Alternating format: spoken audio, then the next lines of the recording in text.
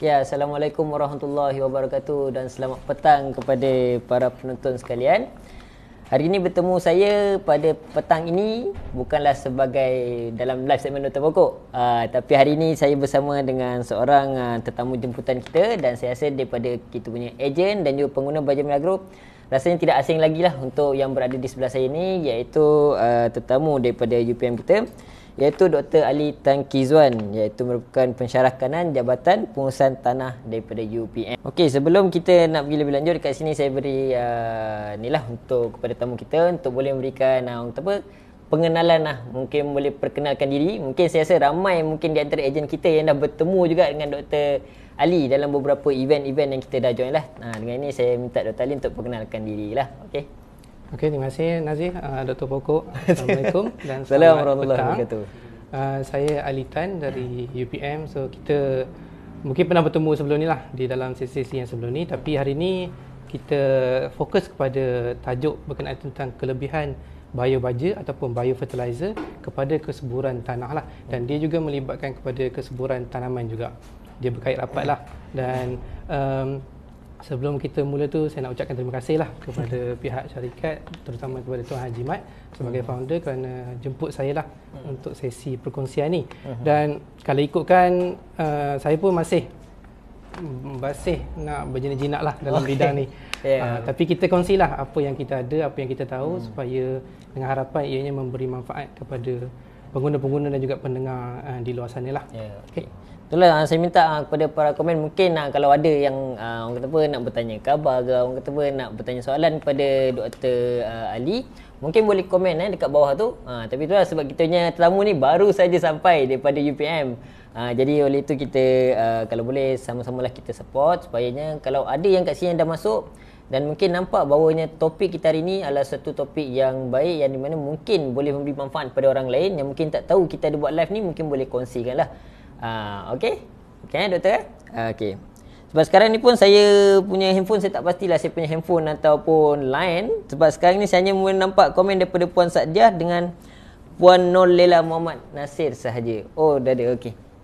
Okey. Oh, dah banyak rupanya dah masuk. Saya punya handphone ni yang mungkin hanging sikit. Okey, dekat sini kita ada Puan Jamia Makno Mia, dia pun beri salam kepada kita. Assalamualaikum. Waalaikumsalam warahmatullahi wabarakatuh. Daripada Puan Sadiah Barum kata share banyak, okey. Share banyak, line pun okey, terang dan jelas, alhamdulillah. Daripada Amaili Aktir, Assalamualaikum from Bangladesh. Itu student saya tu. Student doktor. Okey. Nampak kat sini pun student doktor pun boleh sama-sama orang kata support lah, dan dalam masa yang sama boleh juga orang kata menerima ilmu lah daripada doktor sendiri kan. Kat sini pun kita ada Faridah B. Syarif. Dia kata Assalamualaikum semua dan selamat petang. Waalaikumsalam warahmatullahi wabarakatuh. Ini daripada Puan Maslina Terkib. Dia pun beri salam. Assalamualaikum Dr. Ali dan Dr. Pokok serta rakan semua. Okey, line clear kat Sekincan daripada Raja Nurhayati Raja Kadir. Daripada Sadiah Barum pun mengatakan jelas suara. Okey, jelas. Kita pun dah ada 27 mata lah. Kalau boleh kita sharekan lebih ramai lagi lah kita punya live ni. Sebelum kita nak masukkan pengenalan berkaitan tentang topik kita pada petang ini, insya-Allah. Okey, sementara kita nak tunggu lebih ramai lagi masuk lah kan. Mungkin daripada doktor sendirilah kan. Mungkin sekarang ni saya difahamkan minggu hadapan baru akan start semester baru kan. Mungkin apa daripada doktor mungkin boleh kongsikan lah. Mungkin agak busy kan daripada doktor sendiri, macam mana nak prepare untuk kita student nak masuk tu. Mungkin ada fokus-fokus yang doktor boleh ni sedikit perkongsian lah daripada doktor. Macam mana doktor nak memberikan orang kata nak galakkan lah untuk student ni dalam pertanian macam tu lah. Okey. Untuk pertama semua, UPM kita akan mula menerima kemasukan pelajar baru lah, bermula pada minggu hadapan. So pelajar baru ni dia akan masuk seminggu awal lah daripada pelajar-pelajar yang sedia ada. Dan minggu hadapan ni kita akan start, dipanggil sebagai Minggu Perkasa Putera lah. Dipanggil sebagai macam pengenalan orientasi kepada pelajar-pelajar baru ni. Dan uniknya dekat UPM ni, sebab kita memang fokus kita, core kita adalah pertanian. Setiap pelajar baru yang masuk, tidak semestinya yang terlibat dengan pertanian, dia boleh jadi daripada medik, engineering dan sebagainya. Semua pelajar baru ni dia wajib ambil satu kursus asas pertanian. Oh, okey. So dia memang nak tak nak kena ambil satu kursus pertanian lah. Dan itu yang lecturer pensyarah di Fakulti Pertanian yang ajar. Dan kita akan masukkan elemen ataupun kaedah menanam lah yang ringkas. Sebagai contohnya pokok-pokok sayur, kobis dan sebagainya yang short term lah, 3 minggu, 4 minggu. Pelajar-pelajar ni memang kena ambil dan mereka kena belajar menanam. So memang kita di UPM memang kita nak tingkatkan kesedaran lah tentang kepentingan pertanian ni. Dan juga saya nak relatekan macam yang Dr. Pokok cakap tadi, yang dari segi kesibukan tu mungkin sebab saya dapat peluang terlibat dengan Expo Agri Malaysia pada minggu lepas di Setia Alam Convention Center, bermula pada Khamis sampai Sabtu minggu lepas lah. Dan kat situ Expo ni dia setiap tahun diadakan, memang expo yang besar lah, beratus-ratus pemamir ada, dan kita dapat peluang lah membuat pameran di situ. Dan kita tengok bila orang datang, kebanyakannya adalah petani lah, private.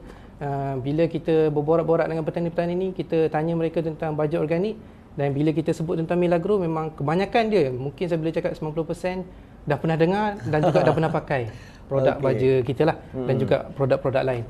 So dari situ kita tahu kesedaran dan kesedaran pihak-pihak petani ini dah meningkat berkenaan tentang kepentingan baja organik. Kenapa kita nak gunakan baja organik selain daripada baja kimia yang sedia ada di pasaran lah. So kita agak gembira lah sebab kesedaran pengguna tu makin meningkat lah kepentingan baja organik ni. Okey, berdasarkan perkongsian Dr. Ali tadi, ada dua yang saya dapat lah. Yang pertama sekali, kenapa kalau sebelum ni mungkin Tuan Haji ada kata, sebelum ni Tuan Haji ada tanya kepada staff lah, dia kata kenapa Haji nak pergi ke UPM kan. Kalau kat sini apa yang berdasarkan Dr. Ali kongsian tadi, daripada walaupun student tu dia ambil kos lain, tetapi kat UPM ni tetap akan menerapkan paling kurang satu kos untuk pertanian. Jadi kat sini secara tak langsung kesedaran dari segi pertanian tu adalah, walaupun pelajar tu mungkin ambil kos medik, kos engineering kan. Dan yang keduanya, apa yang saya dapat tadi ialah apabila Dr. Ali kongsikan berkenaan expo. Walaupun sebenarnya kita nak join tapi kita tak berkesempatan di situ, tapi nampak bahawanya dah ramai dekat luar sana yang tahu tentang Milagro ni. Maksudnya dia tahu Milagro je, dia dah tahu produk kita adalah produk organik lah. Okey. Sekarang ni kita ada 37 mata lah. Okey, saya rasa mungkin kita boleh masuklah kita punya sesi pengenalan lah, iaitu pengenalan berkaitan tentang topik kita pada petang ni. Okey doktor, macam tadilah apa yang kita ada, yang doktor kongsikan tadi dan apa yang pun kita dah bincangkan sebelum ni. Mungkin ada orang keliru. Kadang-kadang bila kita dengar, kadang-kadang produk ni orang panggil baju organik saja. Ada produk ni kita panggil bio baja. Apa bezanya antara bio baja tu dengan baju organik biasalah? Mungkin doktor boleh kongsikan sedikit tentang perbezaan tersebut. Okey, sebelum pergi fokus kepada perbezaan baja bio dengan baja organik tadi, kita nak cerita sikitlah tentang kenapa topik ni amat relevan lah dengan isu semasa sekarang. Sebab saya rasa semua yang dengar dan join sesi kali ni sedia maklum, kita sekarang ni menghadapi pelbagai jenis masalah, isu-isu di dunia kita ni, daripada segi krisis makanan kita, ketidakstabilan politik, perang Rusia dengan Ukraine. Lepas tu bila semua ni berlaku, pihak-pihak negara-negara eksporter makanan ni dia mula menghentikan ekspor makanan mereka. Okay. Sebagai contohnya yang paling baru kita baca berita, negara India dia ban ekspor gandum dan juga beras mereka. India ni dia salah satu top producer ataupun exporter of beras lah, padi. So bila macam tu, kita pula Malaysia kita adalah kita pengimport beras. Kalau tengok Jabatan Perangkaan tahun lepas, dia cakap kita mengimport sebanyak 35% beras untuk memenuhi keperluan penduduk Malaysia lah. So bila India sebagai pengeksport utama ni dia ban ekspor dia, kita pun terkesan sama lah. Kita kena cari alternatif daripada Thailand, Myanmar, Vietnam dan sebagainya. So semua itu adalah disebabkan oleh krisis makanan. Dan bila berlaku shortage of food ni, kita panggil sebagai security makanan lah.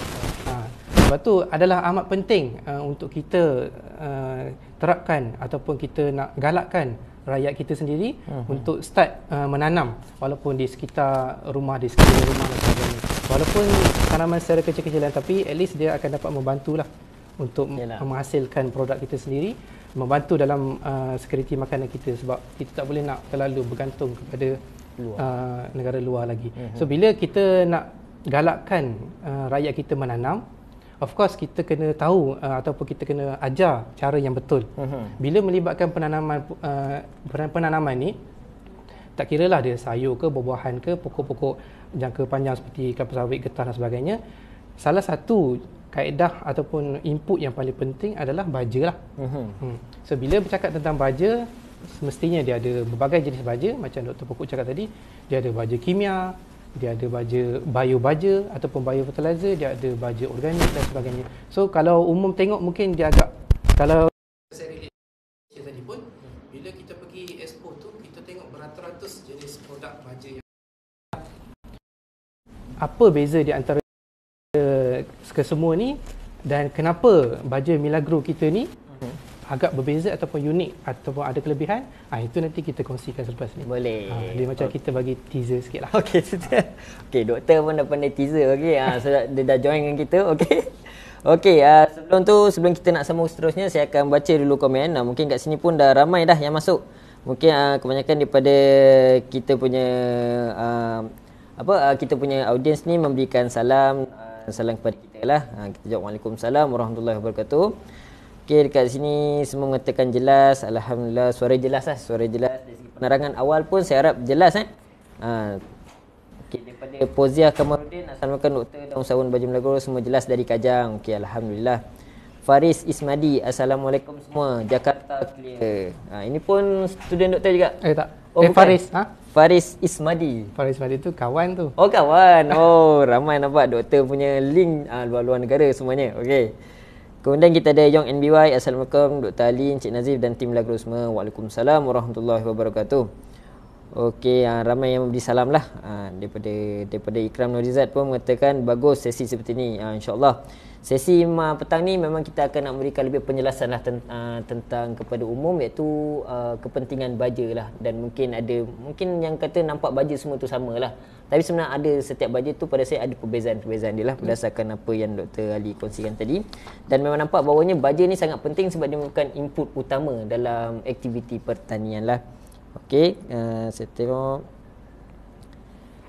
mungkin sekiranya ada persoalan yang nak ditanyakan pada petang ni, boleh saja komen dekat ruangan komen tersebut. Okey, saya nampak semua beri salam lah. Okey, daripada Poziah Kamarudin pun dia kata dia setujulah dengan Dr. Ali dari segi bab menanam, dari segi kenapa kita perlu mula bercucuk tanam sendiri. Okey, sekarang ni kita masuklah kepada isi kandungan, iaitu poin penting lah kita hari ni. Macam doktor tadi pun dia dah bagi teaser lah, mungkin ada perbezaan dia dan sebagainya. Mungkin kat sini doktor boleh kongsikan kepada kita apakah peranan, maksudnya tajuk kita pun kelebihan biofertilizer ni, biofertilizer ataupun bio baja ni pada kita punya tanaman dan juga pada kita punya tanah lah. Dan kenapa sebenarnya kita perlu libatkan bio baja ni dalam aktiviti pertanian kita lah. Okey. Kalau sebelum kita mulakan fokus tu, kita tengok dulu apa beza antara jenis-jenis baja ni, supaya kita tidak masyarakat di luar tidak keliru, salah faham lah. Dia kalau baja secara umumnya kita tahulah, baja tu adalah apa-apa jenis tambahan lah yang kita letak pada tanah kita dengan tujuan untuk membekalkan nutrien kepada pokok kita lah, dan juga tanah. Dan nutrien ni yang utama adalah NPK lah, itu yang paling penting lah. Tapi dalam masa sama kita tak boleh lupakan trace element, unsur-unsur sirih yang lain juga. So tu pun kalau tak ada pun tak bagus juga untuk pokok lah. Tapi dia kena ada, tapi dalam kuantiti yang amat sedikit lah. Dia panggil unsur sirih ataupun trace element. Dan kalau kita bercakap tentang baja, memang kita tahu baja yang paling famous adalah baja kimia. Kenapa baja kimia ni famous? Kerana salah satu dia sebab kandungan dia NPK dia amat tinggi lah. Sebagai contoh kita ambil urea. Kalau urea ni baja yang membekalkan nitrogen, kandungan nitrogen dalam tu adalah 46%. Okey. So kalau 46% tu memang tinggi lah, hampir separuh daripada berat urea tu adalah N semata-mata. So kita tahu bila N ni, nitrogen ni adalah amat penting untuk pertumbuhan awal pokok kita lah. So kalau umum nak tanam pokok, dia apply urea, itu yang paling penting dari segi N. Tapi kita tahu bila kita apply terlalu lebih ataupun terlalu banyak baja kimia, dia juga tidak baguslah untuk pokok kita, untuk tanah kita dan juga untuk alam sekitar lah. Kalau macam urea ni, kita tengok kajian yang terdahulu, kadar penyerapan urea ni kepada pokok adalah dalam lingkungan 60%. 60% sahaja. So maksudnya memang yang selebihnya tu tidak dapat diambil oleh pokok. Sebab apa? Mungkin masa apply tu berlakunya hujan ataupun kita apply di lereng bukit, dia urea ni dia mobile, dia senang leaching losses lah. Okay. So rugilah kita apply banyak-banyak tapi hanya 60% dia ambil oleh pokok lah. Dan dari segi P dan K pun baja P dan K dia sebab tanah kita ni beracidic. So dia diikat oleh tanah kita lah. Okay. So itu adalah kenapa ataupun permulaan berkaitan tentang baja kimia. Dan juga kita ada contoh kita di sini, produk syarikat adalah baja organik. Dia panggil Milagro Premium. Apa beza baja organik dengan baja kimia tadi? Baja kimia tadi adalah sintetik ataupun buatan manusia lah. So kalau macam contohnya urea tadi, kalau kita tengok proses dia, kita panggil Haber-Bosch process. Dia dibuat di kilang lah untuk menghasilkan baja urea tu. Dia melibatkan tenaga yang banyak, sebab tu dia tidak mampan, tidak sustainable. Dia melibatkan tenaga yang banyak. Tapi kalau baja organik ni, sebagai contoh Milagro Premium kita ni, baja organik ni adalah kita ambil daripada sisa-sisa tanaman, sisa-sisa haiwan dan sebagainya. Sebagai contohnya kalau kita ambil tinja ayam lah, ayam telur kan. Ya, betul. Okay. So itu adalah beza dengan baja organik dan baja kimia. Baja organik ni daripada sisa-sisa haiwan, dia adalah lebih semula jadi, lebih natural. Betul. Tapi kalau baja organik, dia ada banyak jenis juga. Baja organik ni ada orang petani apply yang raw ataupun yang mentah, yang fresh, chicken dung. Tai ayam tu dia apply terus kepada pokok. Boleh, tapi ada beberapa kesan buruk lah kalau kita apply terlalu dekat dengan pangkal pokok. Dia akan scorching ataupun terbakar dan sebagainya. So apa yang syarikat buat ni baguslah, sebab kita tak apply baja yang raw tu, tapi kita ambil chicken dung tu, kita campur dengan beberapa bahan lain dan kita komposkan melalui proses kompos. Bila proses kompos ni dia melibatkan suhu yang tinggi, 65 dan ke atas. Bila suhu tinggi ni, patogen ataupun bakteria-bakteria kulat-kulat yang mungkin boleh menyebabkan penyakit tu dia matilah, kebanyakan dia. So bila itu kebaikan kenapa yang melibatkan Milagro Premium ni lah. Lepas tu bila kita dah tahu dia bakteria yang sedia ada tu yang mungkin menyebabkan penyakit dah mati, kita letak pula mikrob berfaedah. Mikrob berfaedah ni kita dah tahulah apa jenis dia, apa dia punya fungsi, sebab kita dah buat kajian bertahun-tahun di UPM. Mikrob yang kita letak ni 2-3 strain ni memang terbukti berkesan pada pelbagai jenis tanaman lah. So kita boleh panggil sebagai produk ni sebagai bioorganic fertilizer juga, sebab dia adalah daripada sisa tanaman, tumbuhan, haiwan, dan juga kita letak hidupan tu. So dia jadi bioorganic fertilizer. So itu beza antara baja kimia dan baja organik. Okey, dapat tak tadi apa yang Dr. Ali sampaikan tadi? Sebab tadi pun saya dapat ada beberapa info-info barulah pada saya kan. Sebab antaranya daripada proses penghasilan baja urea tadi, iaitu di mana dia memerlukan tenaga yang tinggi. Berdasarkan apa yang Dr. Ali katakan tadi, dari segi perbezaan, walaupun kita kata baja, ramai orang yang di luar sana akan comparekan dari segi kandungan NPK. Sebabnya seperti yang kita sedia maklum, kalau kita nak cerita tentang baja urea pun, urea N dia saja dalam 46% lah. Kalau berdasarkan apa yang Dr. Ali katakan tadi, yang diserap oleh pokok hanya 60%. Yang selebihnya tadi tu akan leaching lah. Leaching ni apabila mungkin doktor boleh betulkan saya ya. Leaching ni maksudnya kalau macam kita tabur baja, air tu ikut dia akan pergi ke kawasan-kawasan air, yang kadang-kadang dekat kawasan air tu akan jadi berlumut. Dia akan jadi eutrophication lah, maksudnya ada kehadiran nitrogen yang tinggi. Dan sebenarnya yang nitrogen tu yang sepatutnya boleh diserap oleh pokok, tak diserap oleh pokok. Jadi dia akan tersebar dan terusnya akan menyebabkan pencemaran alam lah. Itu yang menyebabkan tadi kata tidak sustainable tadi kan. Betul kan doktor? Jadi dekat situ kita boleh nampak lah dari segi perbezaan baja kat situ lah. Tetapi dari segi perbezaan yang lain pun kita boleh nampak bahawanya kalau baja organik kita hasilkan daripada bahan semula jadi. Macam kita tadi ambil daripada tinja ayam telur. Kemudiannya manakala kalau baja sintetik kita hasilkan secara kilang lah. Maksudnya mungkin daripada gas dan sebagainya. Dan antara tadi salah satu kelebihan lain juga apa yang Dr. Ali ada sampaikan berkaitan tentang proses penghasilan baja kita ni ialah kita masak dalam suhu yang tinggi ataupun kita komposkan daripada suhu yang tinggi. Tujuannya adalah untuk kita membunuh patogen lah. Kalau apa yang saya tahu, kalau kita ambil baja-baja organik yang mungkinlah yang kita rasa murah dan sebagainya, mungkin kat situ dekat baja tersebut ada contaminate patogen. Jadi daripada kita masak baja ni pada suhu yang tinggi, tujuannya adalah untuk membunuh patogen-patogen tersebutlah. Okey. Seperti yang doktor ada sebutkan juga tadilah. Okey, ni sebelum saya nak masuk untuk poin yang kedua, saya nak baca komen dulu lah. Okey, saya bagi Dr. Ali rehat dulu kejap. Okey, kita bagi Dr. Ali rehat dulu. Kita baca dulu sedikit komen daripada kita punya para penonton. Dia mengatakan daripada Khatijah Hashim, Assalamualaikum dan selamat petang warga Milagro. Waalaikumsalam warahmatullahi wabarakatuh. Daripada Puan Suryani, Kak Suryani kita, daripada Puan Suryani Abdul Kahar Surazak pun memberi salam. Assalamualaikum. Waalaikumsalam warahmatullahi wabarakatuh. Daripada Dini Aiman, dia kata dapat dan jelas. Alhamdulillah. Sebabnya saya harap itulah perkongsian kita ni memang nampak agak saintifik kan, tapi saya rasa kebanyakan yang melihat kita punya live hari ni adalah mereka yang dah biasa dengan baja, dan mereka juga adalah pengguna baja kita, dan juga mereka juga dah biasa dengan aktiviti bercucuk tanam ni lah. Okey, daripada Puan Masina pun kata Alhamdulillah seronok dengar info dari Dr. Ali, rasa selamat menggunakan Milagro, insya-Allah. Alhamdulillah. Daripada Kak Sis Ara, wow terbaik teknologi dari UPM, tahniah Dr. Ali. Alhamdulillah. Daripada Hisham ni Sam, Assalamualaikum Ustaz Nazif atau Dr. Hoko. Dr. Ali dari UPM, selamat datang tuan-tuan, puan-puan dan para pengguna produk Milagro. Apa khabar anda semua? Semoga sihat di samping keluarga tercinta lah. Daripada Encik Noir Udox, patogen bahaya pada kesihatan manusia lah.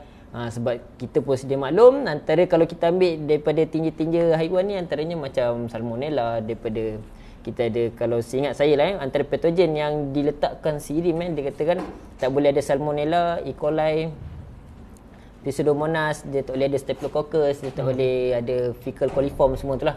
Jadi macam tadi, macam Dr. Ali kata, kita masak pada suhu yang tinggi, insya-Allah kesemua patogen tersebut matilah pada fasa tersebut. Jadi end product kita adalah produk yang baik.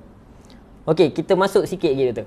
Kita masuk lebih mendalam sikit. Macam tadi Dr. Ali kata, kita ada letak mikrob baik dalam kita punya produk tersebut. Dan apa yang saya difahamkan, antara mikrob baik yang kita bagi tahu iaitu strain ialah Bacillus subtilis dan juga Bacillus trichulensis lah. Macam Dr. Ali pun kata tadi, iaitu antara mikrob yang kita letak dalam baja kita ni adalah mikrob yang kita dah tahu fungsi dia. Kita dah tahu dia punya kelebihan dan kebaikan dia kan.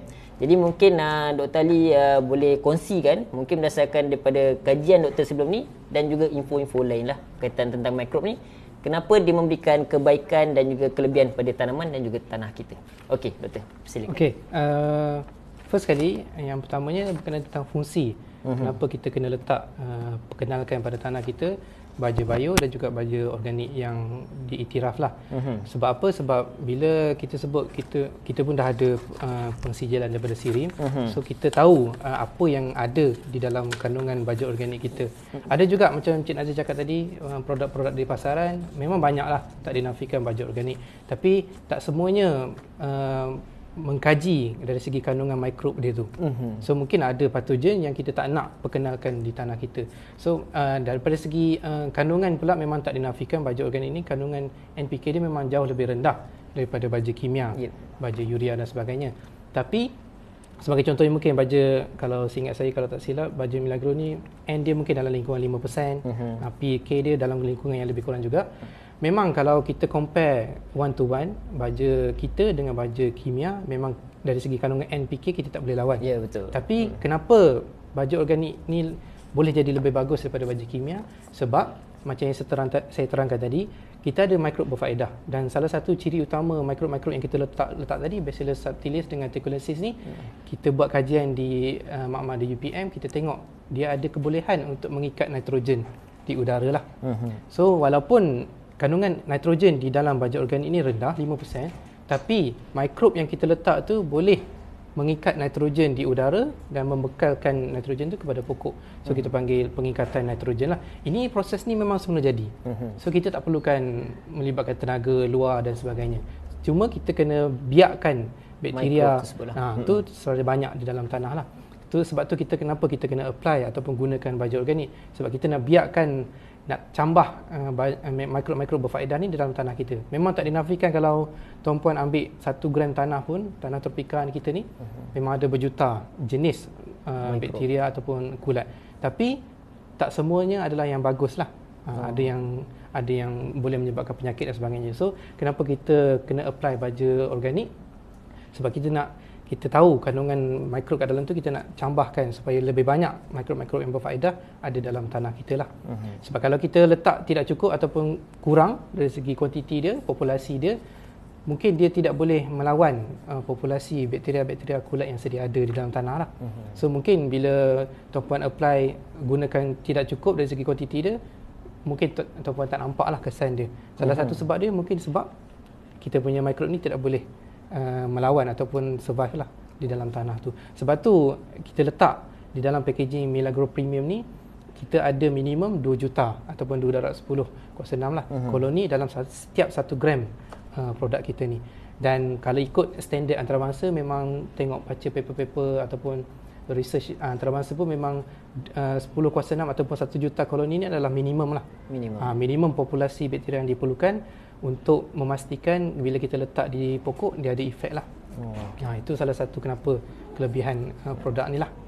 Okey, dari segi ni adakah sebagai contoh mungkin ada daripada kita punya pengguna kat luar sana, sekiranya mereka terletak terlebih baja ni, adakah dia turut orang tahu turut memainkan peranan dari segi jumlah pembiakan mikrob baik dalam tanah tu sebenarnya?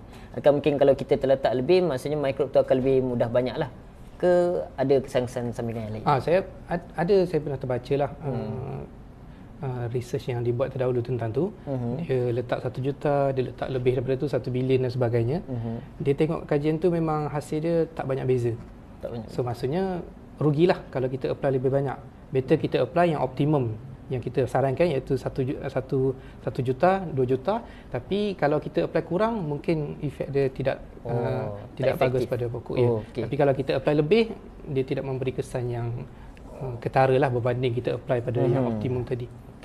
Nampak tak tadi bila doktor kata tadi kan, kenapa kita nak perlu letak lebih? Kalau kita dah letak pada kadar yang optimum kat situ pun dah menunjukkan keberkesanan dan efektifnessnya kita punya baja tersebut pada pokok tersebut lah.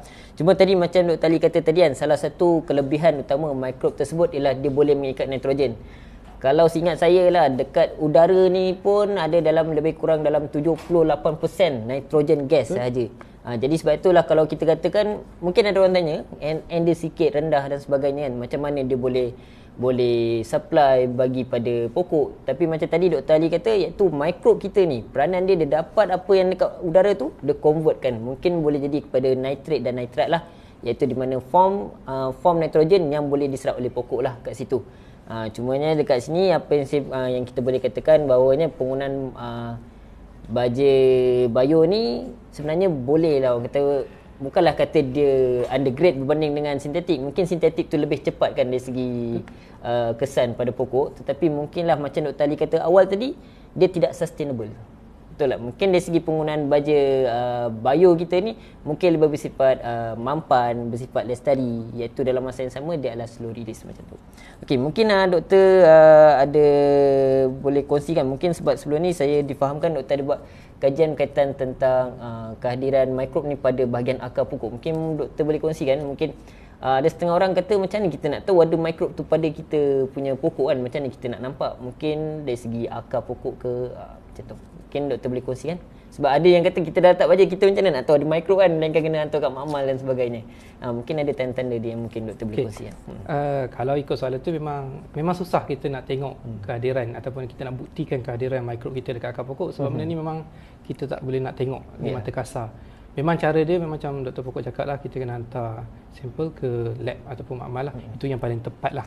Tapi dari segi lain dia, kalau kita tengok jenis-jenis mikrob yang kita letak ni, Bacillus subtilis dengan Tuculensis ni, dia memang boleh, telah dibuktikan di dalam makmal, dia boleh merembeskan, kita panggil sebagai hormon penggalak tumbuh-besaran akar pokok. Kita panggil, lagi spesifik dia panggil IAA lah, ataupun phytohormone. Dia bila bakteria-bakteria ni, dia memang asal dia kita ambil daripada akar pokok lah.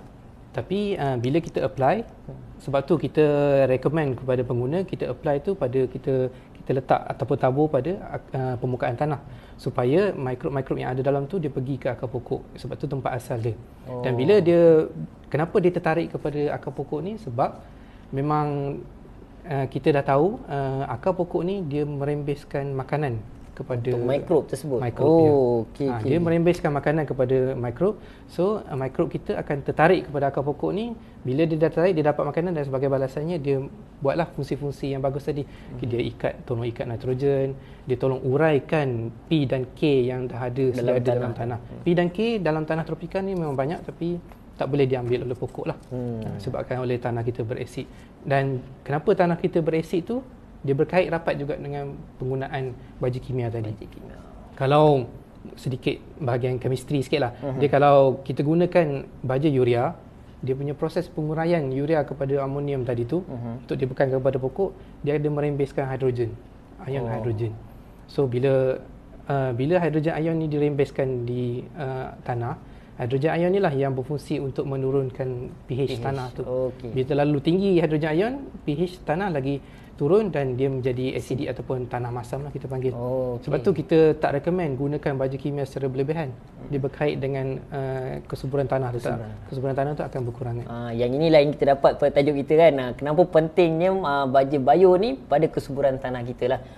Macam ni saya rasa satu ilmu baru juga untuk saya kan. Tapi saya boleh nampak benda tu. Betul lah bila pula maafkan saya asyik tersasul tadi kan. Bila kita menggunakan baja kimia tadi, dia melepaskan melepaskan molekul ion hidrogen kan. Seperti yang semua tahu, kalau pH ni dia membawa maksud pada potential of hydrogen, iaitu dia sukatkan hidrogen tu lah. Jadi kalau banyak hidrogen tu, maksudnya bacaan pada pH tu akan jadi semakin rendah. Yang itu dia menunjukkan acidic lah. Jadi dekat sini kita nampaklah banyaklah fungsi-fungsi mikrob ni sebenarnya, ataupun fungsi baja ni pada pokok kita. Antaranya tadi kita boleh nampak dia punya ikatan dia antara mikrob ni dengan akar pokok kan. Kita boleh nampak macam mana dia boleh membantu dalam tanah kita ni banyak nutrisi. Antaranya P dengan K lah. Kalau sebelum ni antara contoh yang selalu saya bawakan dalam kaitan beras lah. Sebab macam kita ni sebenarnya kalau konsep dia adalah kita banyak beras, kita tak boleh nak makan beras. Kita perlu jadikan dia nasi dulu, baru boleh kita makan. Jadi mikrob ni yang saya boleh letakkan dia adalah sebagai rice cooker lah. Jadi walaupun banyak beras, kita ada banyak rice cooker tu boleh masak beras tu jadi nasi lah. Jadi konsepnya sama lah. Gila pula, maafkan saya, saya asyik tersasul kan. Sebab saya agak excited sebenarnya hari ni. Sebab banyak info dan ilmu baru yang saya dapat sebenarnya. Jadi bila banyak mikrob yang kita letak kat tanah ni, jadi banyaklah nutrisi yang dalam tanah ni boleh diuraikan dan boleh diserap oleh pokok lah. Okey doktor, saya baca dulu sedikit komen sebelum kita masukkan ni. Air dah keluar dah. Sekejap kita cek kejap. Saya nak baca beberapa komen. Okey, daripada Azimah Kamsir pun kata perkongsian yang baik, jelas dan mudah difahami. Sis Ara kata masya-Allah penerangan yang sangat powerful dari doktor. Okey, terbaik alhamdulillah. Daripada Kak Aisyah Mak Yasin, dia kata Assalamualaikum, selamat petang tim Milagro. Okay, Waalaikumsalam warahmatullahi wabarakatuh. Banyak yang komen-komen atas ni yang saya tak dapat nak baca kan, sebab saya biasanya kalau live saya tak jaga komen. Biasanya ada orang lain kan, kalau tak Puan Nazura, kadang-kadang Cik Shirin kan. Jadi itulah. Jadi saya dapat baca yang mana saya dapat tengok je dekat sini. Jadi kat sini apa yang saya boleh ada lagi sebenarnya, kita bukan ending dah. Kita ada lagi beberapa perkara lah yang kita boleh bincangkan sikit lepas ni. Antara beberapa perkara yang saya boleh nampak tadi ialah kelebihan bio baja ni sangat penting lah sebenarnya kalau kita nampak. Sebenarnya dia lebih kepada ke arah more natural process. Kita nampak tadi kenapa antara yang ni saya bagi tahu antara testimoni testimoni ada kita punya ejen kongsi kan. Dia kata selepas pakai kita punya baja kan, dia guna pada baja kita, dia dapati bahawanya bahagian akar tu banyak. Terutama sekali kalau macam tanah tu, bila dia tabur baja, dia akan banyak ni akar-akar putih tu lah. Jadi tu yang tadi bila saya tergerak nak tanya doktor tu, apakah mungkin ada perkaitan antara mikrob tu dengan penghasilan akar yang banyak oleh pokok lah. Macam tadi doktor kata dia akan merembeskan hormon AIA. IAA tu nama insurans. Maafkan saya. Itu IAA. Okey, IAA tu antara hormon lah yang mungkin itu antara orang kata apa hasil yang dia dapat antara kerjasama antara mikrob tu dan juga akar pokok. Sebab apa yang sebelum ni saya pernah katakan bahawanya sangat penting lah untuk tanaman, antara selain daripada bahagian daun dan juga batang, bahagian yang paling penting adalah bahagian akar lah. Kalau akar pokok tu sihat, makanya pokok tu juga boleh jadi sihat lah. Sebabnya dekat bahagian akar pokok lah kita akan serap nutrisi, kita menyerap air dan sebagainya. Sebabnya dekat situ juga berlakunya aktiviti microbiological process dekat situ. Okey. Okey, sebelum tu ada tak siapa yang ingin bertanyakan sebarang soalan ataupun mungkin ada kata yang mungkin lah yang tak berapa faham kan? Mungkin kat sini saya baca dulu ada beberapa komen ni. Daripada Mio Zainuddin, mikrob pemangkin kepada kesuburan tanah. Ya, betul lah tu. Betul sangat-sangat tu. Sebabnya mikrob ni membantulah macam tadi kata ikat nitrogen dan sebagainya. Tu boleh jadi tajuk. Boleh jadi tajuk. Nampak tu. Dr. Ali dah nampak. Mungkin ini tajuk yang seterusnya kan daripada Dr. Ali, insya-Allah. Mungkin kita boleh macam mana nak pilih ni. Okay, insyaAllah ini antara tajuk-tajuk yang kita akan mungkin lepas ni live Dr. Pokok pula live Dr. Ali mungkin akan secara berjadual. InsyaAllah kita akan lebih banyak lagi, kita akan dapat kongsian ilmu daripada Dr. Ali lah. Daripada laman Tok Ma dia kata penerangan yang baik daripada doktor, alhamdulillah. Daripada Haji Wahi Anwar Ibrahim katakan good program. Puan Masina Tekip kata banyak akar putih dan tanah jadi warna lebih gelap dan gembur lah kat sini. Itu antara kelebihan-kelebihan penggunaan baja organik. Akar nak pokok cantik bila guna Milagro dan banyak lain-lain lagi. Ni dekat sini pun daripada Cik Mio pun dia kata lebih banyak cacing di tanah kalau tanah tu subur. Itu mungkin doktor boleh bagi sedikit macam pandangan ke berkaitan tentang cacing tanah ni dengan kesuburan tanah tu. Dia kalau cacing ni memang dia dikategori sebagai salah satu organisma tanah juga. Tapi di dalam saiz yang lebih besar lah. Saiz yang kita boleh nampak. Dia ada satu kategori lain. Organisma lain kita panggil nematod. Nematod. Nematod ni bentuk dia lebih kurang macam cacing tapi dia amat halus lah. Tapi yang tu kebanyakannya memberi kesan yang buruk kepada akar pokok. Tapi kalau cacing biasa kita tu, cacing tanah tu memang tak dinafikan, memang bagus lah. Kita panggil vermicompost. Vermicompost ni bila kita biarkan cacing tanah, dia sebab dia membantu dalam struktur tanah tu. Sebab dia bergerak dan dia merembeskan dia punya sisa, kita panggil kas. Kas tu memang kaya dengan nutrien. So dalam arti kata lain dia membantulah menguraikan apa-apa yang ada dalam tanah tu dan membekalkan nutrien kepada pokok kita lah. Memang tak dinafikan cacing tanah memang baguslah untuk boleh meningkatkan kesuburan tanah secara umum lah. Dengar tu. Ni jangan siapa sebab ada setengah orang tu nampak cacing tanah dia turun mulut. Dia kata ini perosak tanaman dan sebagainya. Okey, sebenarnya cacing tanah juga macam Dr. Ali kata sangat penting dan sekiranya ada pada tanah anda, itu menunjukkan tanah anda tu subur lah. Okey. Allahu Akbar. Sekali lagi saya tekan. Okey, saya minta saya punya tim untuk tengokkan komen. Okey, untuk yang seterusnya mungkin kita mungkinlah akan minta doktor lah sebab seperti yang doktor dah katakan awal tadi, iaitu di mana kalau kita nak cakap tentang sirim. Okey, suatu produk baja itu dah ada sertifikat sirim dan sebagainya. Apa pandangan doktor dan kenapa doktor rasa penting untuk suatu produk tersebut adanya sertifikat sirim ni lah? Mungkin doktor boleh kongsikan sebab mungkin ada orang kata perlu ke kan baja ni pun nak tabur saja, tapi kenapa nak perlu ada sirim dan sebagainya? Mungkin doktor boleh kongsikan. Okey, bercakap tentang sirim ni secara umum dia adalah satu agensi yang diiktiraf lah dalam membekalkan pensijilan ataupun pengiktirafan kepada sesuatu produk di Malaysia ni. Maksudnya dari arti kata lain, bila satu produk tu ada sirim punya certification, memang ianya telah diakui. Apa yang produk tu klaim atau wawarkan adalah telah diakui dan telah diuji oleh pihak sirim lah. Dan bila bercakap tentang sirim certification yang melibatkan Milagro Premium ni, memang kita untuk sesuatu produk tu diiktiraf sebagai baja organik oleh sirim, kita kena ikutlah beberapa piawaian yang ditetapkan oleh sirim. Sebagai contohnya, kandungan organik dia tidak boleh kurang daripada 50%. Itu salah satu ciri utama lah. Dan dia ada juga kelembapan produk tu tak boleh lebih daripada 30% kalau tak silap. Dia tidak boleh ada kehadiran patogen dan dia juga tidak boleh ada kehadiran logam berat yang terlalu tinggi lah ataupun heavy metal. Itu beberapa kriteria yang ditetapkan oleh pihak sirim lah. So bila kita hantar sampel kita dan bila pihak sirim uji dan dia tengok kita dah qualify, kita dah meet semua requirement tu, barulah dibagi sertifikat ataupun sijil SIRIM ni. Dan kenapa bila Dr. Pokok cakap tadi, kenapa pentingnya sijil ni dan apa yang membezakan dengan produk lain? Kalau tak dinafikan, di pasaran memang ada macam-macam produk baja organik. Ada juga yang ada SIRIM yang lebih awal, sebagai contohnya produk daripada Baba dan sebagainya. Ada juga kebanyakan yang lain tidak adalah pensijilan SIRIM ni. So bila ada sijil SIRIM ni, kita tahu produk tu memang mengandungi kandungan yang telah seperti yang telah ditera di produk di packaging label lah.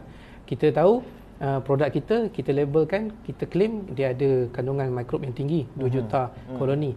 Dia ada NPK yang memang sesuai sebagai baja organik 5% dan sebagainya. Dan juga kita ada aditif lain, sebagai contohnya humic acid kita letak dalam ni untuk membantu penyerapan nutrien oleh akar pokok. So semua benda yang kita letak, kita claim tu telah diuji dan disahkan oleh pihak SIRIM. Barulah dia keluarkan sijil SIRIM tu. Tapi macam saya bincang dengan Cik Nazir awal tadi, kita belum keluarkan lagi lah packaging baru tu. So nantikanlah packaging baru yang ada pensijilan SIRIM tu sekali lah. Okey, itu antara satu lagi benda lah yang saya dapat daripada perkongsian Dr. Ali ni, iaitu pentingnya SIRIM ni adalah untuk kita memastikan bahawanya produk yang kita gunakan tu adalah produk yang berkualiti lah. Sebab macam tadi antara yang Dr. Ali kongsikan ialah berkaitan tentang kalau daripada SIRIM ni dia tak boleh ada patogen. Sebab patogen tu adalah salah satu orang kata apa, isu ataupun masalah yang besar lah, baik daripada manusia ataupun kepada pokok lah. Sebabnya antaranya mungkinlah macam kita katakan pada awal tadi, mungkin ada baja-baja organik lain dia ada contaminate dan sebagainya. Macam kita letak pada pokok, tahu-tahu pokok tu dah terkena penyakit. Yang penyakit tu mungkin datangnya patogen yang ada pada mikrob pada baja yang mereka gunakan tu lah. Kemudian antara lainnya juga kat sini macam Dr. Ali juga katakan tadi, bila kita dah dapat cert SIRIM ataupun pensijilan SIRIM ni, ia menunjukkan bahawanya apa info dan requirement, apa produk yang kita keluarkan ni semuanya adalah tepat lah. Sebabnya kalau SIRIM ni saya difahamkan kalau kita tak ikut requirement dia, boleh ditarik semula. Sebab itu dia sangat penting dan memang penting juga daripada pihak kami dari segi pengeluar untuk memastikan bahawanya kita punya produk ni sentiasa kekal berkualiti lah. Sebab itu kita ada Dr. Ali lah. Kita ada Dr. Ali yang akan membantu kita dari segi orang tu maintain dan juga meningkatkan lagi kadar kualiti baja kita ni. Jadi sebab tu kalau macam Dr. Ali kata tadi, insya-Allah kita punya produk ni akan keluar dengan packaging yang akan ada sertifikat SIRIM. Dan untuk pengetahuan semua, kita pun dah lulus dah SIRIM tu, cumanya kita belum keluarkan packaging baru lagi. Okey. Berdasarkan jam di tangan saya sudah menunjukkan 3.44 lah dekat sini. Kat sini sebelum tu saya akan baca dulu beberapa komen yang lain. Daripada Hanan Ali, dia kata dekat sini ada satu soalan lah yang mengatakan dia kata daripada Khatijah Hashim, kalau terlebih baja tak memudaratkan pokok ke? Dia kata mungkin kat sini mungkin doktor boleh kongsi yang tadi lah. Adakah kalau kita letak baja terlebih pada pokok, adakah dia akan memudaratkan pokok tersebut, baja itu? Untuk soalan tu dia sebenarnya bergantung kepada jenis baja yang kita letak tu secara berlebihan tu. Macam kita mulakan pada permulaan tadi, kalau kita letak baja kimia secara berlebihan, memang tak dinafikan dia memberi kesan yang buruk lah. Satu dari segi kos, sebab sekarang ni kita tahu pengeluar-pengeluar utama baja kimia pun dalam keadaan tidak stabil sekarang ni sebab oleh perang Rusia, Ukraine dan sebagainya. So dari segi kos memang satu dia adalah mubazir sebab harga dia amat tinggi sekarang baja kimia. Dan yang macam kita bincang tadi, dia boleh menyebabkan pencemaran alam sekitar dan sebagainya, eutrofikasi dan sebagainya. Tapi kalau jenis baja yang diletak tu adalah baja organik, dan baja organik itu memang kita dah tahu kandungan dia. Sebagai contohnya baja kita ni, kita dah tahu kandungan dia, dia adalah selamat, dia tidak mendatangkan kemudaratan. Sebabnya dia bergantung daripada sumber dia sendiri. Sumber asal dia adalah daripada semula jadi sisa tanaman dan sisa haiwan. So dan mikrob yang kita letak tu pun memang asalnya adalah daripada akar pokok. So memang tidak akan menjadi apa-apa masalah kalau kita letak over apply lah, letak terlebih. Tapi kita recommend kalau walaupun letak terlebih tu janganlah letak sampai kita timbun pangkal pokok dan sebagainya. So kalau boleh at least kita jarakkan sedikit daripada pangkal pokok lah. Ikut kanopi pokok paling bagus adalah kanopi, betul tu. Sebab kat situlah akar putih ataupun root hairs yang amat memerlukan penyerapan nutrien tu berlaku. Dia dekat sekitar kanopi itulah. So untuk secara pendek dia boleh apply lebih banyak berlebihan, tapi kalau baja organik lah. Dan baja organik yang telah diketahui lah, macam contohnya kita ni kita dah tahu, dan even Sirim pun dah certified kandungan dia, so tak ada masalah lah. Dapat tak Puan Khatijah Hashim, iaitu kalau baja ni letak terlebih pun tak ada masalah. Cumanya tadi pada awal tadi kan orang kata, bukan orang kata, doktor kata tadi, kenapa kita nak letak lebih? Kalau kita dah letak pada kadar optimum tu, dia dah lebih efektif kan. Kalau kita letak lebih mungkin melibatkan kerugian. Cumanya andai kata terletak terlebih, insya-Allah tak ada mendatangkan kemudaratan lah pada pokok tersebut. Okey, kemudian daripada laman Tok Ma pun kata kelebihan mikrob dapat mengikat nitrogen dari udara. Okey, ni sekadar recap. Daripada Hanan Ali mengatakan jangan percaya, buat je, Milagro hebat. Ni komen-komen daripada kita ni lah. Okey, daripada Azimah Kamsi kata perkongsian yang baik, jelas dan mudah. Daripada Sisara pun mengatakan masya-Allah penerangan yang sangat powerful daripada doktor. Antara lain daripada Puan Maslina Terkib pun kata banyak ilmu petang ni, alhamdulillah. Itu pun saya pun tak menafikan lah. Oh, ini yang tadi punya. Okey, kita dah masuk. Okey doktor, sebab saya pun memandangkan jam sudah menunjukkan 3.47 petang lah. Sebenarnya sesi kita ni maksimumnya pukul 4. Okey, saya cakap tuan-tuan, maksimumnya pukul 4 lah. Okey, sebenarnya secara tak langsung dalam sedar tak sedar banyak ilmu yang saya dapat, dan saya rasa ramai yang dapat dekat luar sana tu. Banyak lagi sebenarnya ilmu tentang kelebihan baja organik, iaitu pada tanaman kita, pada tanah kita tu, pada saya banyaklah sebenarnya. Cumanya mungkin kita kurang mendapatkan pendedahan kepada pihak umum lah. Sebab mungkin macam yang kita kata doktor tadi, mungkin ada pakar-pakar lain yang dah mengkaji banyak. Cumanya dari segi perkongsian ilmu tu mungkin berkurangan lah. Jadi insyaAllah daripada pihak kita, kita akan cuba untuk adakan sesi macam ni mungkin secara berjadual, supayanya penerangan tersebut akan lebih mudah jelas kepada kita punya pengguna lah. Sebabnya kalau semua pun sedia maklum bahawanya daripada Milagro sendiri adalah kita nak berkempen supaya kita boleh menggalakkan orang di luar sana untuk bercucuk tanam. Walaupun macam Dr. Ali kata tadi awal, walaupun kita tak ada kebun yang besar, kita ada tanah yang sedikit, sekurang-kurangnya kita mungkinlah boleh dapat makan hasil. Mungkin ada pokok terung 2-3 batang, masih juga kita tak perlu membeli keluar. Untuk membeli keluar, dan setidak-tidaknya kita tahu hasil kita tu adalah selamat, bersih dan juga organik lah. Okey, saya rasa daripada sini saya mungkin nak minta, mungkin kita akan akhirkan kita punya live kita petang ni. Sebelum saya nak pergi kepada Dr. Ali untuk memberikan sedikit kesimpulan tentang kita punya live ini, mungkin boleh Dr. Ali kongsikan sedikit tentang humic acid tadi. Tu sikit humic acid. Mungkin apa peranan dia, sebabnya ada yang katakan, ramai yang tahu humic acid ni bagus, cumanya apakah spesifiknya dia punya fungsi dia pada tanah, mikrob dan juga mungkin pada tanaman juga. Mungkin kongsi sedikit. Okey, berkenaan tentang humic acid ni, sebab teknologi baja yang kita buat kerjasama syarikat dengan UPM ni, kita dah hantar kepada patent. Kita dah patentkan, dan kita panggil sebagai Smart Enzyme 2.0 lah. Smart Enzyme 2.0. Dan dalam kandungan Smart Enzyme 2.0 tu, dia ada mikrob-mikrob berfaedah yang kita dah mention tadi. Dan kita ada juga satu aditif, iaitu humic acid lah. Dan kenapa kita letak humic acid ni, dia ada dua sebab utama lah kenapa kita letak humic acid dalam kita punya formulasi. Yang pertama adalah sebab melalui kajian-kajian pelajar-pelajar yang terdahulu, termasuk pelajar saya yang sekarang, dia telah menunjukkan bila kita letak humic acid, dia membantu bakteria-bakteria yang kita ada ni untuk survive ataupun tahan lebih lama.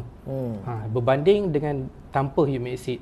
Dia, kalau tak silap, mungkin saya boleh ringkaskan kajian dia, dapatan kajian dia, dia tunjuk bila ada humic acid, bakteria-bakteria ni lebih tahan sampai 2 tahun kadar hayat dia di dalam produk, dalam packaging yang tertutup lah, yang sebelum digunakan. Tapi bila tanpa humic acid, dia berkurang lah, kadar hayat itu berkurang dengan lebih ketara. Itu salah satu fungsi utama dia, membantu bakteria-bakteria kita untuk tahan lebih lama di dalam sesuatu produk. Dan yang kedua, yang ni memang saya rasa ramai orang tahu, kebaikan humic acid kepada tanaman sendiri lah. Dia membantu akar pokok tu menyerap nutrien lah.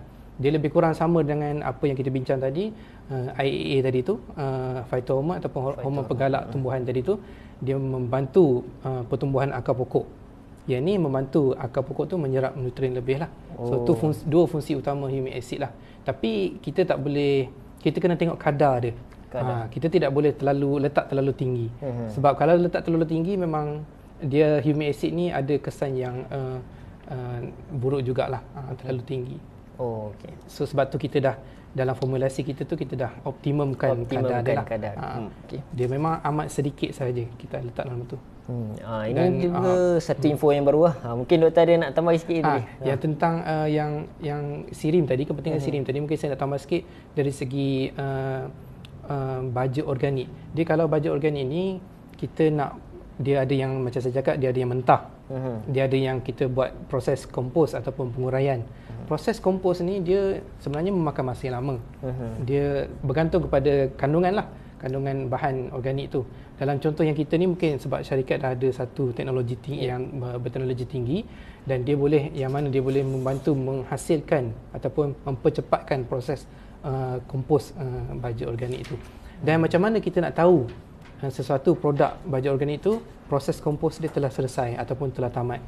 Dia bila tak tamat dan kita jual produk tu, dia tak boleh, dia sebab dalam tu dia akan masih berlaku proses kompos oleh bakteria-bakteria dalam tu. So bila proses kompos tu, suhu dia akan meningkat dan dia akan menghasilkan gas-gas lah.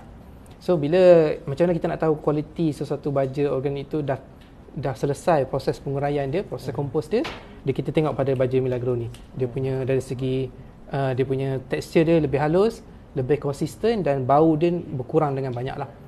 Memang bau tidak boleh hilang secara 100%. Tapi kalau ada sedikit saja bau, itu kita adalah salah satu indikasi menunjukkan proses kompos penguraian itu telah tamat lah. Okey.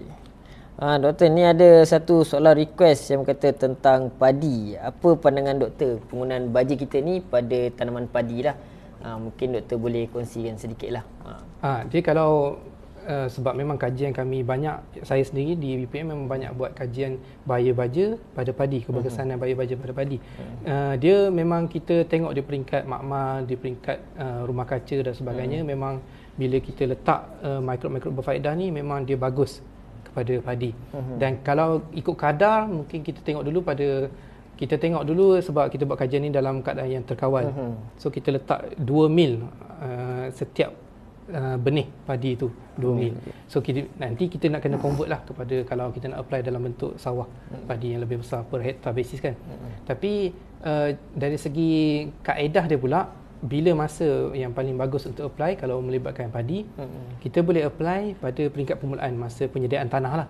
So penyediaan tanah tu dia ada melibatkan pembajakan, dia ratakan tanah dan sebagainya. Selepas final punya pembajakan tu, sebelum tanam, sebelum air masuk, kita letak baja dulu. Supaya kita nak make sure tanah kita tu dah memang ada mikrob-mikrob berfaedah tu lah. So bila once kita transplant ataupun tabur terus benih padi tu, dia terus pergi ke akar pokok lah. Dan kedua, waktu yang paling sesuai untuk apply baja organik ataupun baja ni pada pembentukan tangkai. Pembentukan tangkai ni, panicle initiation ni, biasanya kalau variety padi kita MR219220 ni bermula pada 45 hari, 55 hari selepas tanam tu. Dia nak bentuk tangkai tu, itulah tempat ataupun stage yang paling penting sekali dia perlukan nutrien.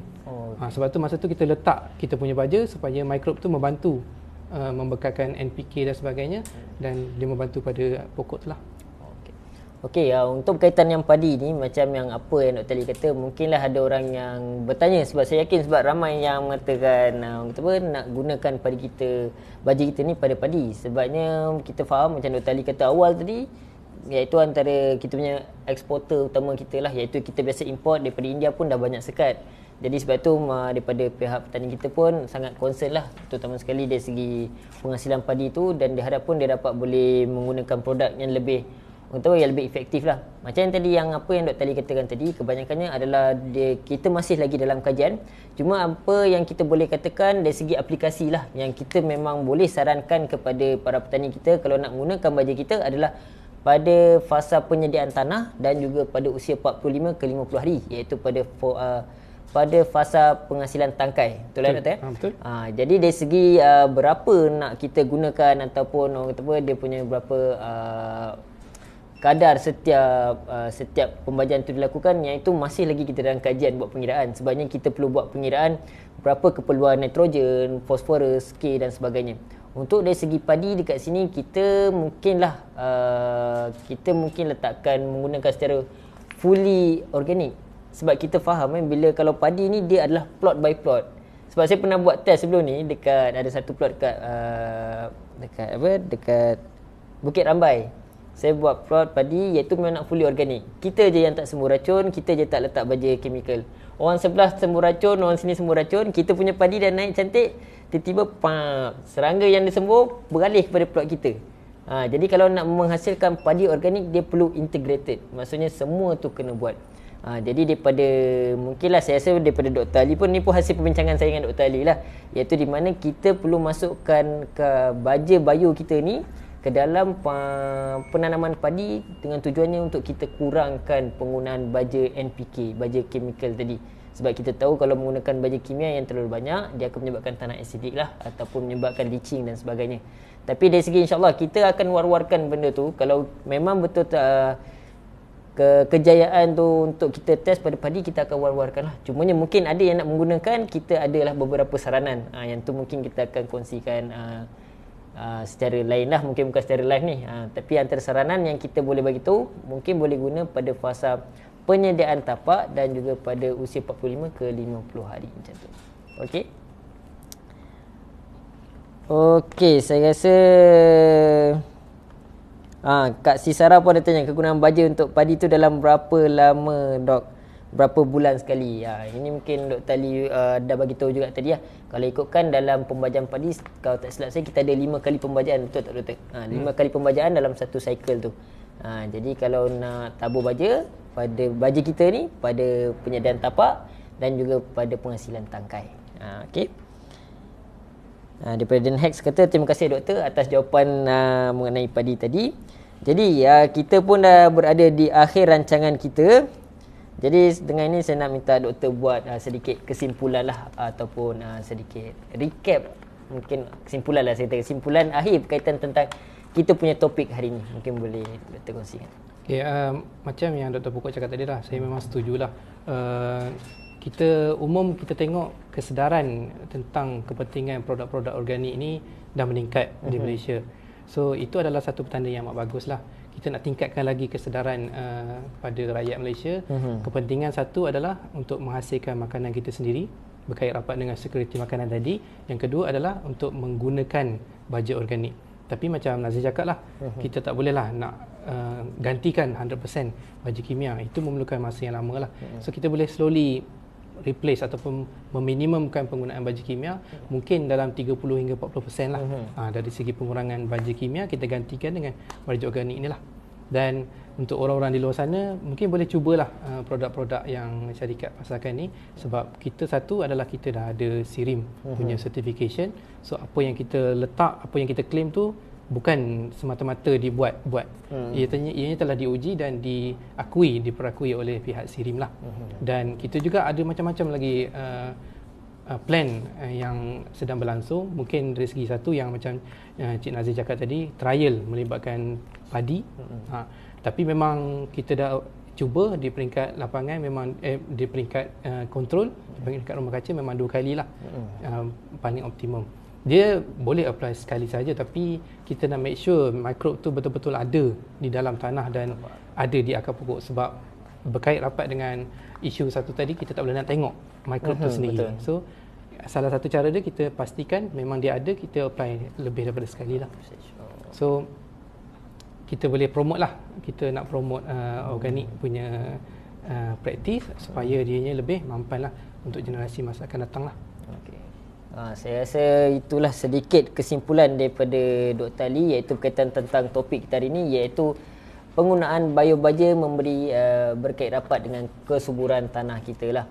Jadi iaitu saya tahu ramai yang akan bertanya tentang padi. Sebabnya ialah sebab kita pun tahu memang padi ni adalah antara tanaman utama kat Malaysia lah, sebabnya dia menghasilkan makanan ruji kita, iaitu beras, iaitu nasi. Tapi insyaAllah daripada kita, sebab itulah kita antara orang kata kerjasama antara pihak syarikat dan juga pihak UPM pun sebenarnya bukanlah untuk tempoh 1-2 tahun. Kita makan masa yang panjang, sebab kita tahu untuk kita nak study untuk satu tanaman yang untuk skala besar, dia memerlukan makan masa yang agak lama lah. Cumanya dari segi apa yang kita boleh kongsikan kepada semua, bahawanya kita memang dalam proses tersebut, terutama sekali iaitu pada padi dan juga sawit lah, itu kita dalam kajian lagi. Tapi dari segi apa yang kita dapat, dari segi testimoni pengguna kita, ialah mereka menunjukkan kesan yang sangat positif dan feedback. Disebabkan feedback yang diorang bagi tu, sebab itulah kita mula orang kata apa, nak makin rapat lagi lah dengan pihak UPM supaya kita dapat orang kata membuktikan yang testimoni tu adalah benda yang berfakta dan ada data. Sebab saya tahu sebab ramai yang kata pengguna, dia kata mungkin ada orang kata overclaim dan sebagainya. Tapi mereka pengguna yang pakai, mereka yang nampak hasil tersebut, siapa dia pakai memang jadi macam tu. Cumanya daripada kita terlalu banyak pokok, jadi mungkinlah kita akan makan masa untuk kita tunjukkan kepada anda beberapa data-data yang lebih ni lah, lebih berfakta dan lebih valid lah dekat situ. Jadi daripada saya, akhir kita punya live kita hari ni, saya ingin memohon maaf sekiranya adalah kesilapan saya dalam kita panggil apa, sesi bual bicara. Okey, orang kata sesi perkongsian ilmu lah antara saya dengan Dr. Ali. Mungkin ada kekurangan-kekurangan lah. Mungkin ada sebab saya pun first time untuk bagi orang kata macam moderator macam ni. Saya mohon maaf sekiranya ada kekurangan. Dan mungkin juga kita ucapkan terima kasih lah kepada Dr. Ali di atas perkongsian ilmu yang sangat banyak. Dan pada saya penjelasan daripada Dr. Ali pun sangat-sangat mudah faham dan jelas. Dan saya rasa banyak juga membantulah kepada kita punya para penonton. Mungkin Dr. Ali akhir kata kepada kita punya para penonton. Okey. Kita terutamanya di UPM ni kita nak galakkan lah masyarakat di luar untuk menggunakan produk-produk lokal lah, produk-produk yang kita buat sendiri di pasaran. Dan dalam masa sama kita nak promote lah sesiapa di luar sana supaya start menanam, walaupun di sekitar rumah sahaja kecil-kecilan, disebabkan oleh security makanan tadi lah. Kalau padi memang sekarang 65% sahaja kita boleh keluarkan, so kita kena import lagi 35%. Sebenarnya kadar tu dah turun. Kalau dulu pernah sampai 75% kita punya pengeluaran. Tapi sekarang mungkin disebabkan oleh peningkatan dari segi populasi manusia, dari segi pengurangan tanah untuk pertanian ni makin lama makin terhad lah. So kita kena betul-betul make use lah, kita kena gunakan secara betul-betul maksimum lah tanah-tanah pertanian yang sedia ada. Dan macam mana adalah dengan mengoptimumkan kadar pembajaan dia. Kadar pembajaan dia melibatkan kita boleh gunakan baja organik sebagai satu contohnya, Milagro Premium. So itu sajalah. Terima kasih lah. Okey, Saman. Jadi akhir kata daripada kami, Milagro booster tanaman anda. Assalamualaikum warahmatullahi wabarakatuh.